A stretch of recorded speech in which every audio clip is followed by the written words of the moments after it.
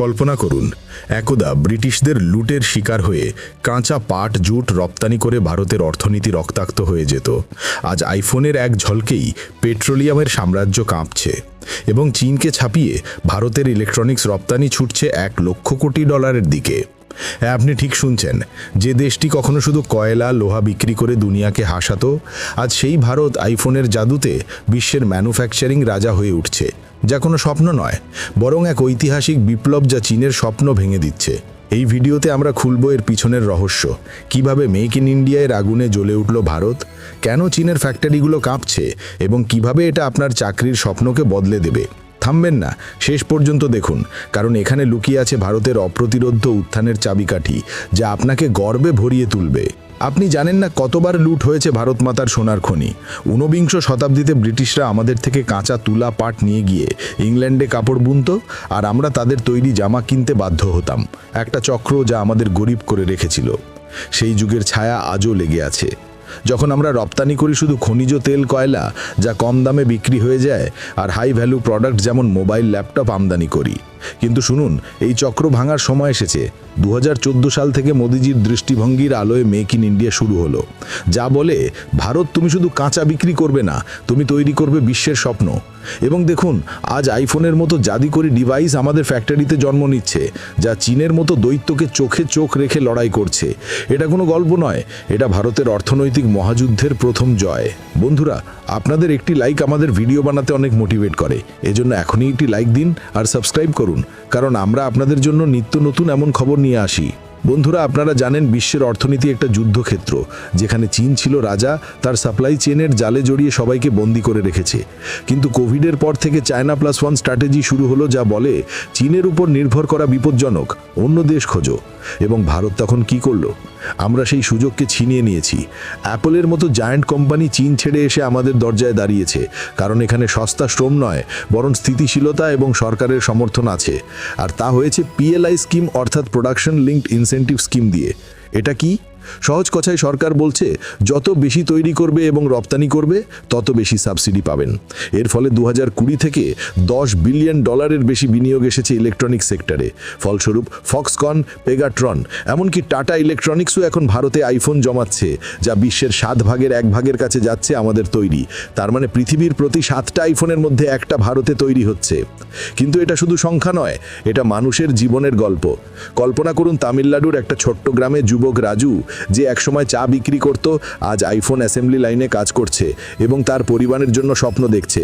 অ্যাপলের সাপ্লাইয়াররা ভারতে 350,000 চাকরি তৈরি করেছে, যার মধ্যে 1,20,000 সরাসরি ফ্যাক্টরিতে। এবং এই বুম শুধু মোবাইল নয়, চার্জার, কভার, কেবল সব কিছুতে লোকাল সাপ্লাইয়ার উঠে আসছে। চীনের লেবার খরচ বাড়ছে, ট্রেড ওয়ার হচ্ছে আমেরিকার সাথে, আর আমরা কম্পিটিটিভ কস্ট এবং পলিসি ইনসেন্টিভ দিয়ে বিশ্বকে ডাকছি, এসো ভারতে, এখানে তোমাদের স্বপ্ন তৈরি হবে। এটা কোনো সাধারণ শিফট নয়, এটা জিওপলিটিক্যাল চাল, যা আমাদের ট্রেড পার্টনার যেমন আমেরিকা, ইউরোপকে আরও কাছে টেনে আনছে। রাশিয়ান তেলের স্যাংশনের চাপে আমরা আমেরিকা থেকে ক্রুড আমদানি বাড়িয়েছি, ফলে পেট্রোলিয়াম রপ্তানি কমছে 16.4%, আর ইলেকট্রনিক্স উঠছে 42% বেড়ে। আপনারা যদি ভারতের এই উত্থান দেখে গর্বিত হয়ে উঠেছেন, তাহলে কমেন্টে জয় শ্রীরাম লিখুন, আর অন্য দেশ থেকে হলে আপনার দেশের নাম লিখুন, যাতে আমরা সবাই মিলে বিশ্বের এই পরিবর্তন উদযাপন করি। এবং এখন আসুন সেই মিরাকেলের কেন্দ্রে।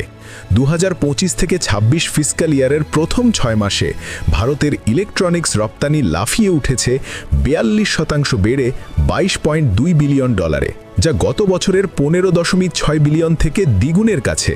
আর আইফোন $10 বিলিয়ন রপ্তানি করেছে 75% বৃদ্ধি নিয়ে, শুধু সেপ্টেম্বরে $1.25 বিলিয়ন, যা গত বছরের তুলনায় 155% বেশি।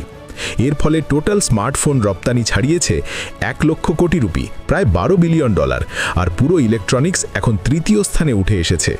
কিন্তু শুনুন সেই শকিং টুইস্ট, বিশেষজ্ঞরা বলছেন এই গতিতে চললে এই বছরেই FY26 পেট্রোলিয়ামকে ছাপিয়ে ইলেকট্রনিক্স হবে দ্বিতীয় বৃহত্তম রপ্তানি বিভাগ।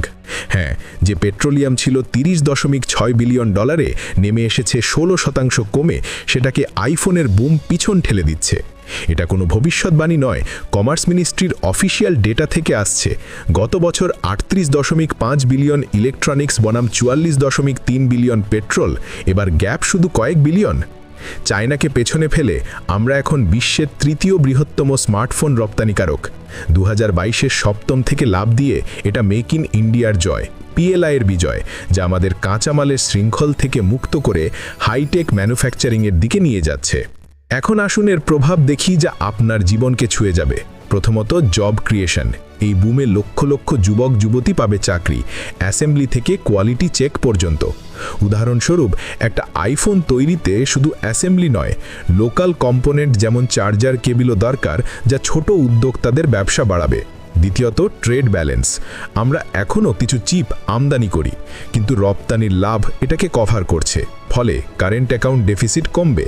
তৃতীয়ত, স্ট্র্যাটেজিক পাওয়ার। আমেরিকা ইউরোপ আমাদের থেকে কিনবে বেশি, যা ডিপ্লোম্যাসিতে শক্তি দেবে। কিন্তু সতর্কতা দরকার। গ্লোবাল অয়েল প্রাইস ওঠানামা করতে পারে, বা ট্রাম্পের মতো নেতার ট্যারিফ আমাদের ধাক্কা দিতে পারে। তবুও সেমিকন্ডাক্টর লোকালাইজ করলে আমরা অপ্রতিরোধ্য হব। এবং ভবিষ্যৎ, বিশেষজ্ঞরা বলছেন পরবর্তী কয়েক বছরে 20-25% বার্ষিক বৃদ্ধি নিয়ে ভারত হবে গ্লোবাল স্মার্টফোন হাব।